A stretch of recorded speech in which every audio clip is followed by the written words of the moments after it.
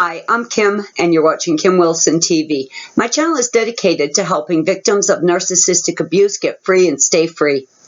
Before we get going with today's video, I just want to take a moment to thank Denise for your continued support. I really appreciate your donation to our channel's PayPal account. Thank you, Denise. Many times we've talked about the possibility of demonic possession when it comes to narcissists. So what are the traits of a demon and how comparable are they to a narcissist? That's what I want to talk about today. Demons have been with us since the beginning of time. Stories of the fallen ones and the Nephilim from the Book of Enoch. Stories of demons have been with mankind since the very beginning. So what are their traits? One of the primary functions of a demon is to confuse people. Demons are habitual, pathological, chronic liars. Demons are highly deceptive, often creating illusions. Demons often have unnatural and obsessive type passions.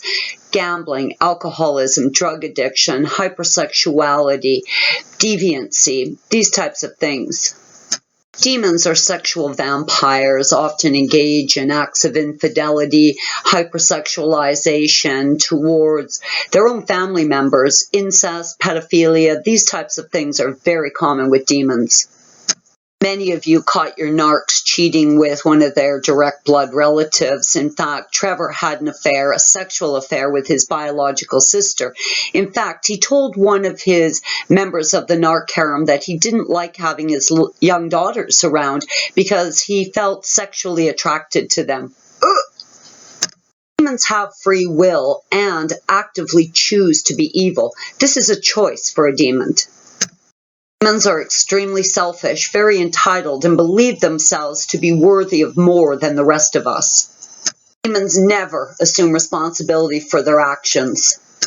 Demons can shapeshift, morph, and I'm going to tell you, I definitely saw something weird going on with Trevor. Void of any real character or morality, demons are impersonators, imposters, imitators. Demons are plotters and manipulators. Demons are prone to creating false allegations, misdirecting blame. Demons create chaos and insanity, destabilizing every situation they can get their filthy hands on.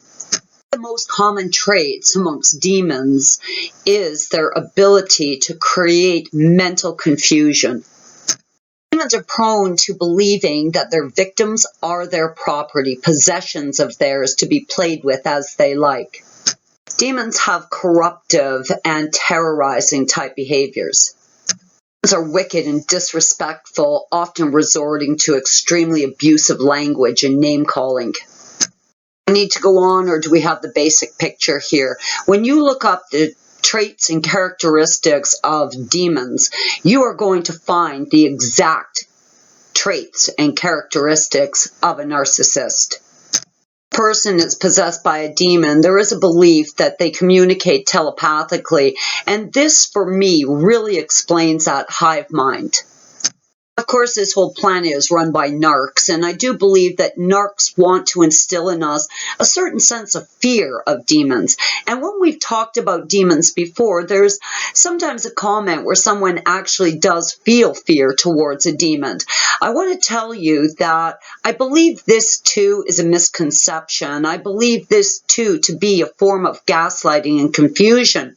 The whole idea put on humanity is that demons are these big, scary monsters. I mean, we see this in books and stories and Hollywood. I mean, we see this in music videos where there's these huge, powerful, nasty-looking creatures. Now, if demons are liars and illusionists, how do we know for sure that they look like big, scary, red, flame-throwing monsters? They may not look like this at all. In fact, there is no physical evidence to support that a demon looks like a scary monster at all. Since demons are liars, manipulators, illusionists, deceivers, I'm going to assume that demons don't look scary at all. In fact, I'm going to guess that what a demon actually looks like is this next tile. That's right, Captain Shithead. I'm going to assume, since there is no physical evidence to support the fact that demons look like big, scary monsters, I'm going to assume that they look like Captain Shithead. Or maybe that guy, Captain Shitface. Now, when you compare the picture of the red, scary demon to Captain Shitface, you tell me what you believe is more likely. I'm going to put up a tile of a narc, and then I'll put up a tile of Captain Shitface. And you tell me if you see a comparison, because I most certainly do. Although this evidence was not gathered by scientific means, I'm going to say that a picture does tell a story. I don't believe that demons are big, scary things, and I don't believe that a demonically possessed, dead, empty meat suit is scary at all. In fact, I believe them to be weak and frail and frightened and broken. The toddler rage in the world cannot camouflage what they really are. I do believe demons to be weak and frail creatures and absolutely nothing to fear. Narcissists are fearful, creepy little creatures. They are fearful of exposure. They are fearful of abandonment. They are fearful that they won't get the largest piece of the pie as they believe they're owed. I do believe that they are nothing but spineless, wormy little beasts. Now, with all of that said, I'm also going to tell you that I believe that demons have the capacity for violence, for inflicting physical harm on a victim. If you are still with your narc, we're supporting you in your attempt to get out. And certainly there are videos here at my channel and lots of other great channels on how to plan an exit strategy from a narcissist. So I hope you'll take a look at that. I do believe it's this fear-based existence that these things dwell in that causes these outbursts of violence. Now, if you're still with your narc or in contact with your narc, certainly do not poke the bear. Do not antagonize the thing. Just get as far away from it as you can. A narcissist and going no contact is always going to be your safest bet, and it's going to provide you with the ability to heal. As long as that portal to hell is still open and that thing can still contact you, infiltrate your life, filthy up your day, you're at risk. So if you're not no contact yet, I'm certainly going to encourage that you go no contact.